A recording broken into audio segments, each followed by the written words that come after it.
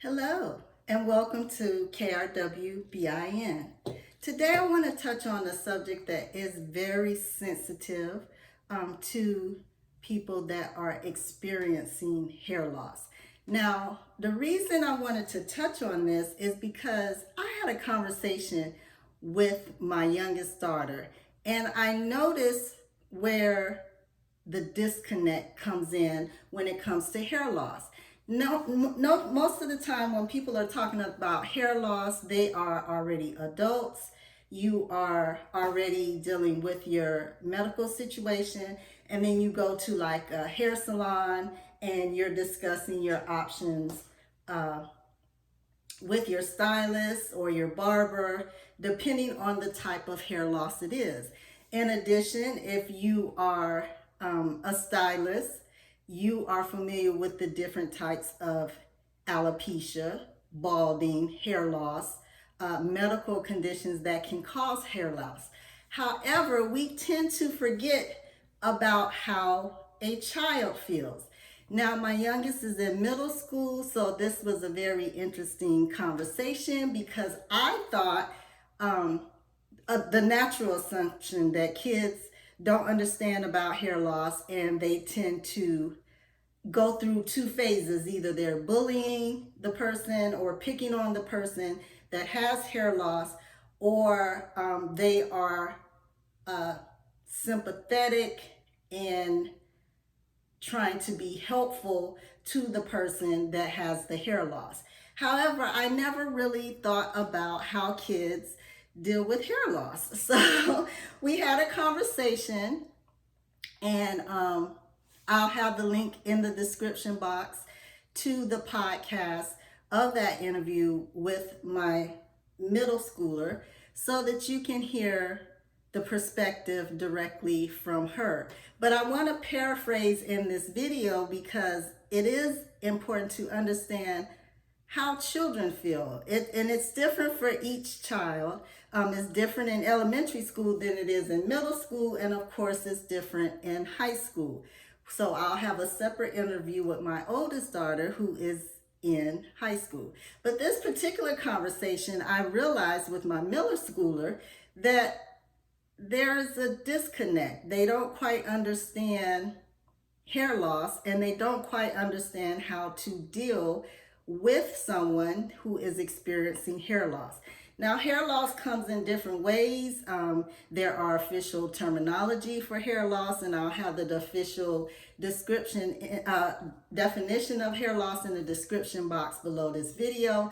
But I want to give it more of a generic conversation so that people can understand more on the mainstream. So minor hair loss, which is what a lot of people talk about, where you're having hair loss around your edges. And that comes from maybe wearing braids that are too tight, maybe wearing ponytails that are too tight, maybe chemicals, you've had a hair color or a relaxer, and that caused you to thin around your edges. However, due to technology, social media, we've understood that, hey, you can get a wig, you can get extensions, you can get a frontal, you can apply different things, you can wear a wig with bangs, you can cover up edges if your edges are thinning. However, if you are having balding, where you're having a medical conditioner that can cause balding, where you are completely bald, or you are bald just at the top, or you're bald in the back, or maybe you have balding that occurs over a long period of time. So you start out with hairstyles where you're kind of covering up the bald spot at the top or the bald spot in the back, and then as time progresses, as you get older, the condition takes you through different procedures. You can no longer just cover up with your own hair. So then you result to wigs, hair extensions. Here I have a braid wig, or just a regular wig. However, for children, depending on the child and the parent and the situation, they may not necessarily wear a wig. So that's something that I didn't really think about in regards to children, because as adults, we tend to, oh, wait, I can do this. I can wear a bandana. I can wear a turban. I can wear a wig. I can wear hair extensions. But we don't really think about how children feel. So she gave me a situation where she hasn't personally experienced it, but I asked the question. I asked her, what if you had a friend that was at school and for some reason, medical or otherwise, their hair starts shedding profusely at school. So they're experiencing hair loss at school and they do not know how to deal with it. So I asked her, what would the kids do in middle school? Because I naturally assumed that the child that's experiencing the hair loss would be picked on. However, she said that is not necessarily the case. She said only a certain amount of kids, very few, I guess the more popular bullies, might pick on a child that's experiencing hair loss or who is bald. However, the majority of the kids will not do that because they don't understand what is happening when the child is losing the hair. So she mentioned that she would console the child, but she wouldn't know exactly what was going on with the child. So I thought this was a very interesting topic because children view hair loss differently than adults.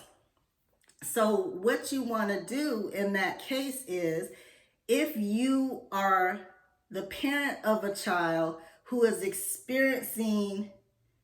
witnessing a child with hair loss, whether the child is actually losing hair in school or the child already is aware of a medical condition and they come to school already wearing a bald style. You want to explain to your kids that this is something that normally occurs, and you want to actually sit down. If you're not a stylist, you're not going to have a cosmetology book. You're probably not going to be on a one-on-one conversation with your stylist to discuss balding unless you're dealing with that yourself. So you want to try to get some information. So I asked her, would you Google the information in school? And she explained, no, because we don't have access to the computer unless we're doing an assignment, which makes sense because naturally for us as adults, we're like, oh, wait, I can Google it. I don't know what's going on. Let me Google it. You know what I'm saying? But for kids, that's not an option in school.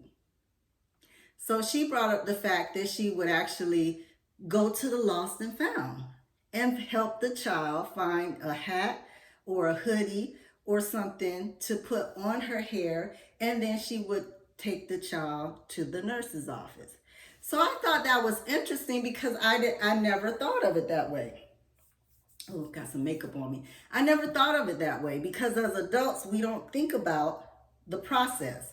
We just think about how we're going to present ourselves to the world once we are experiencing hair loss. For children, they're in a panic state if they are not aware why they are losing hair. And when you're at school, you don't have access to mommy and daddy. You go through a trauma in school and you don't have access to your parents.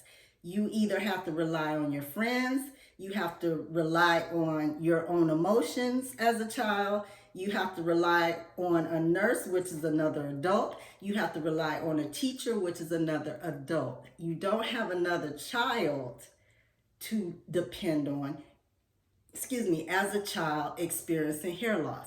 So I explained to her, is it possible to go to the library and research this in school? She said no, because in the library there are only select books available.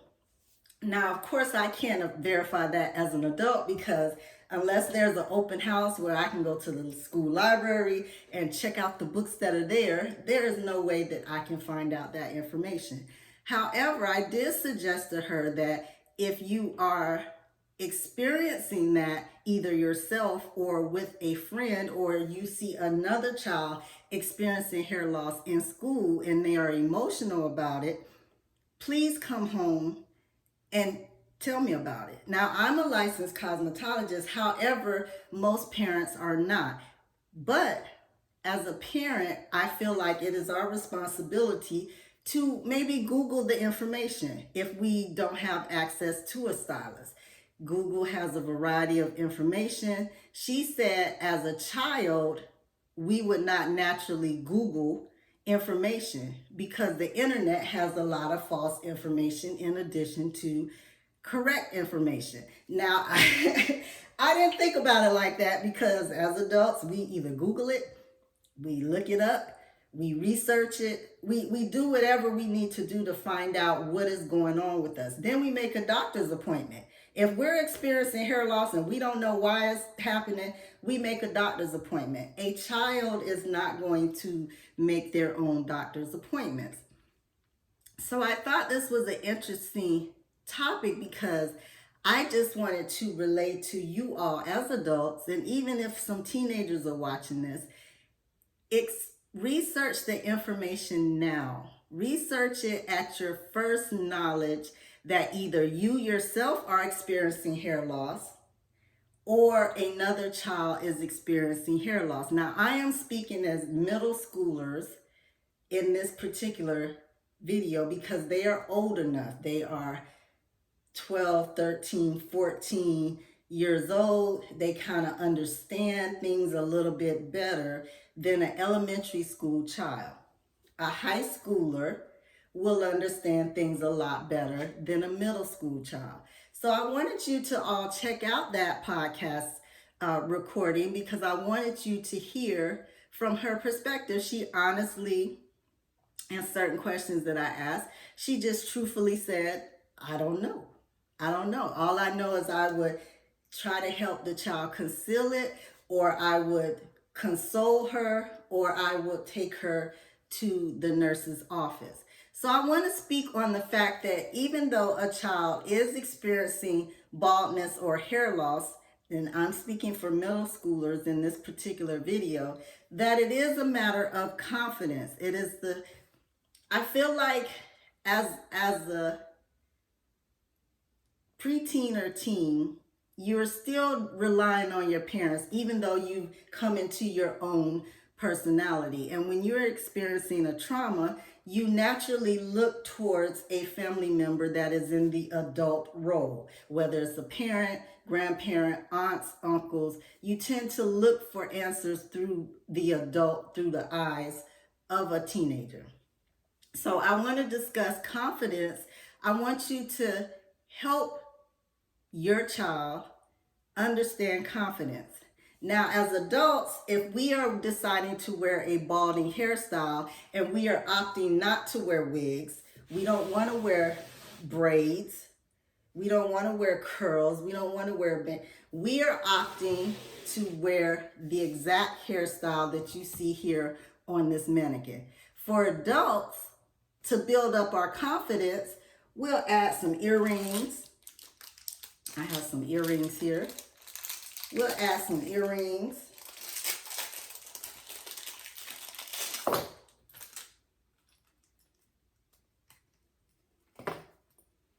So you'll add some earrings. You might add some makeup. I'm kind of made up more in the eyes.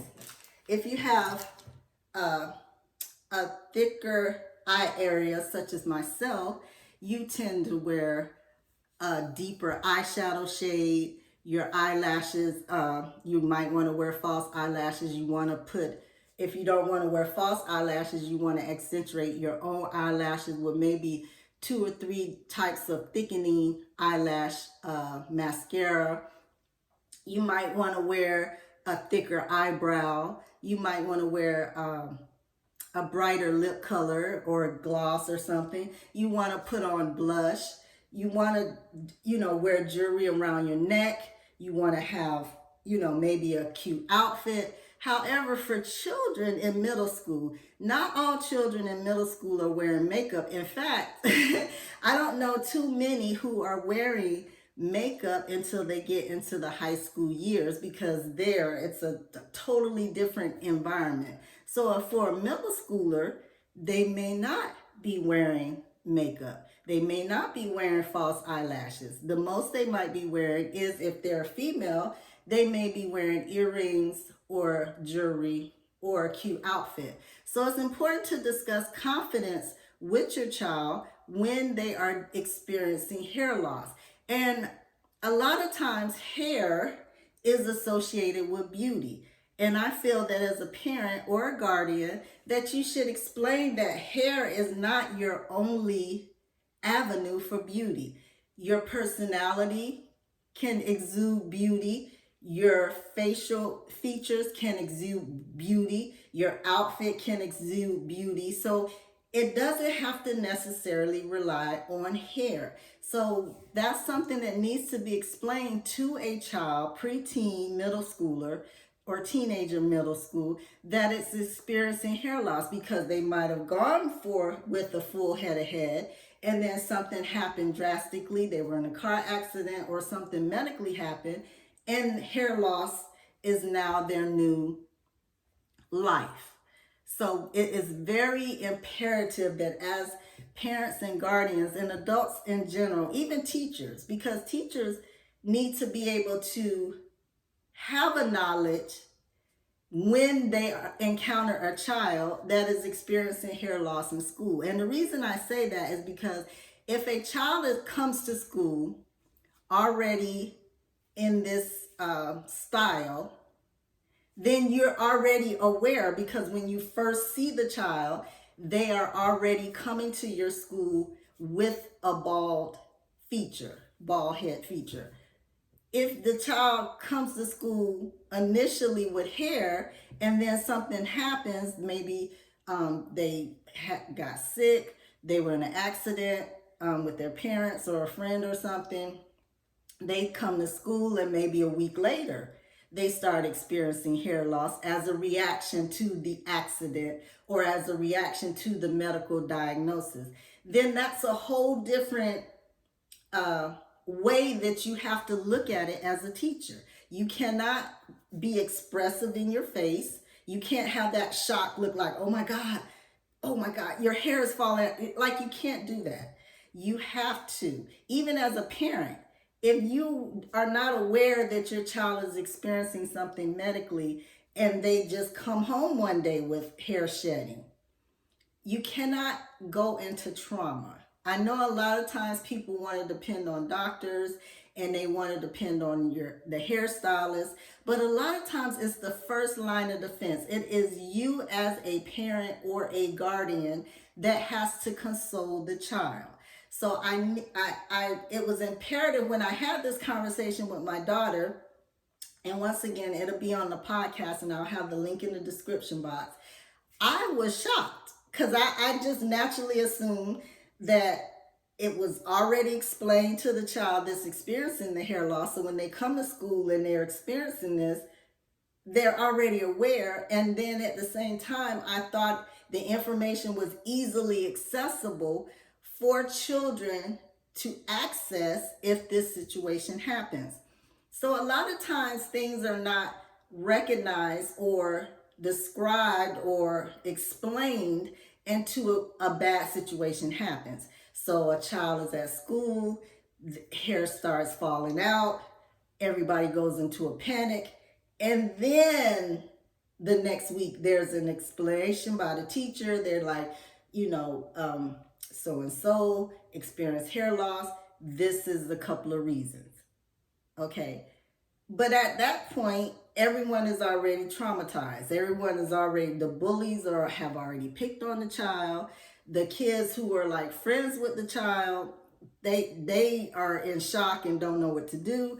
So it is imperative that we kind of familiarize ourselves, even if it's not something you're dealing with, because like my daughter said, she said, I'm not personally dealing with this, so I don't know what I would do. That is a very true statement, even for adults. We don't know what we're going to do. All we know is how to react unless you are already dealing with it. So I want you to explain to your child about confidence. I want you to explain to your child that, hey, at some point, this situation might present itself, and this is what you need to do to be a good friend. This is what you need to do to console someone that is experiencing hair loss. This is what you need to do. Don't stare.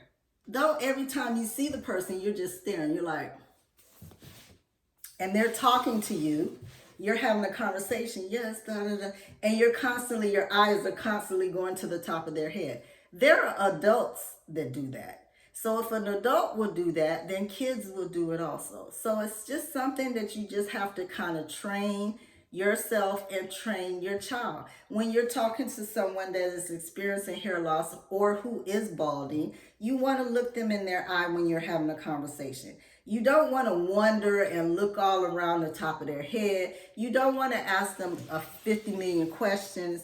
You don't want to go through that, because someone who is experiencing hair loss, even as adults, that's not a conversation that they want to have. And I don't blame them.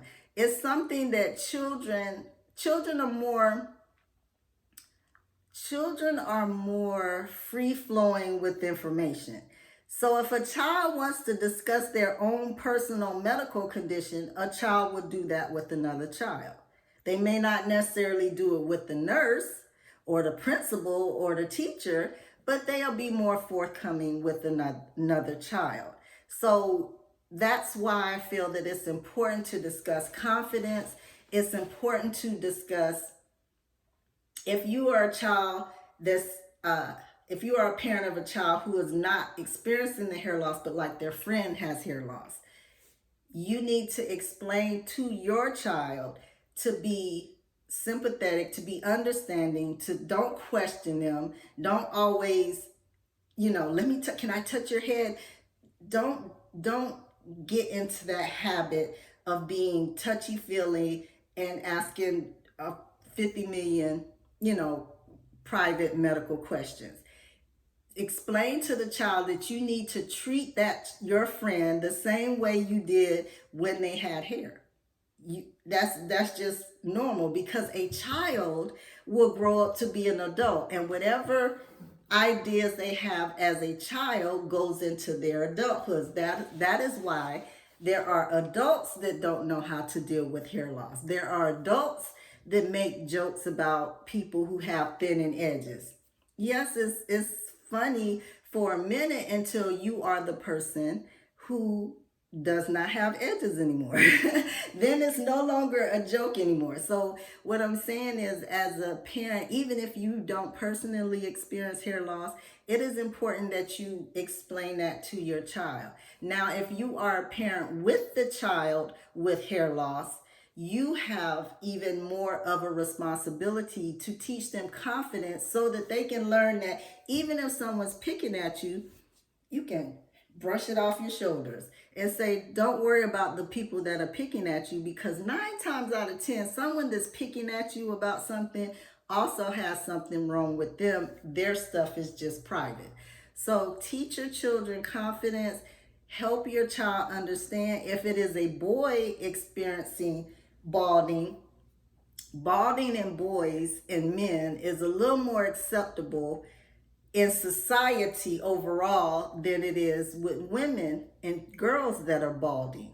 So it's something that you want to teach them. And even if you don't have confidence as a parent, or you don't understand as a parent or a guardian, it doesn't mean you have to instill that into your child or the person that you are guardianship over. Sometimes we as adults, we have to pull back. And that's what I learned in the conversation with my daughter today, my middle schooler, that, hey, the way I see hair loss, because especially as a cosmetologist, we are quick to rattle out the terms. It's like alopecia areata, we are quick. But when it comes to children, they're not necessarily going to know the dictionary term of hair loss.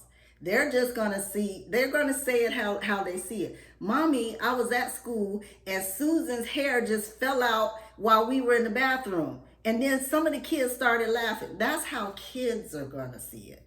So you need to explain it so that kids can understand. So once again, thank you for this conversation. I'm going to link the podcast down in the description box. The overall name of the podcast is The Debriefing of TQOH. It is available on Apple Podcasts, on Google Podcasts, on Spotify, and on Anchor. So I'm going to have the links in the description box, but definitely take this video, share it, and kind of figure out on your own how you're going to explain it to your child. So thank you and have a great day.